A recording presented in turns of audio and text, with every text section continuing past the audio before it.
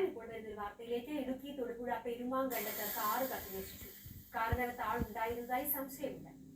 ദൃശ്യങ്ങളാണ് കാണുന്നത്. ഇടുക്കി തൊടുപുഴയിലാണ് കാറ് കത്തിനശിച്ചിരിക്കുന്നത്. കാറിനകത്ത് ആളുണ്ടായിരുന്നു എന്നുള്ള കാര്യത്തിൽ സംശയം നിലനിൽക്കുന്നുണ്ട്. വിശദാംശങ്ങൾ അബു ഫിലിപ്പ് നൽകും. അബു, കാറിനകത്ത് ആളുണ്ടായിരുന്നോ? എന്താണ് സംഭവിച്ചതെന്ന് ഇപ്പോൾ മനസ്സിലാവുന്നത്?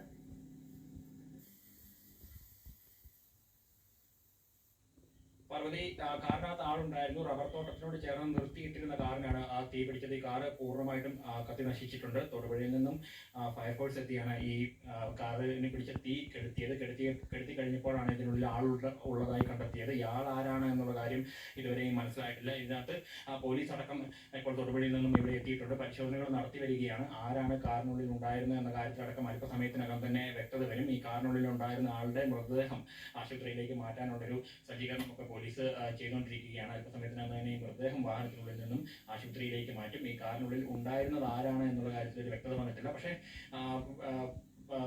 പരിസരവാസികളൊക്കെ പറയുന്നത് ഈ കാറ് കുറച്ച് സമയമായിട്ട് തന്നെ ഇവിടെ നിർത്തിയിട്ടിട്ടുണ്ടായിരുന്നു. ഈ ഒരു റബ്ബർ തോട്ടത്തിനോട് ചേർന്ന് നിർത്തിയിട്ടിട്ടുണ്ടായിരുന്നു എന്നാണ് പറയുന്നത്.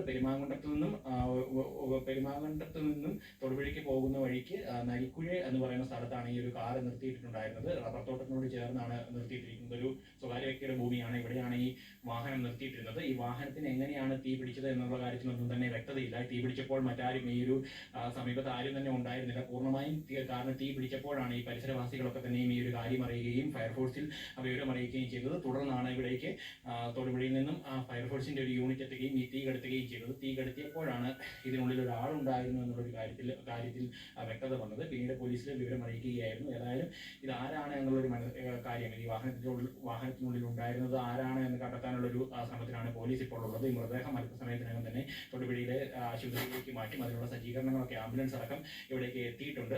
ഒരു അരമണിക്കൂർ മുമ്പാണ് ഇത്തരത്തിലൊരു സംഭവം തൊടുപുഴയിലെ ഫയർഫോഴ്സിലെ വിവരം ലഭിക്കുന്നത്.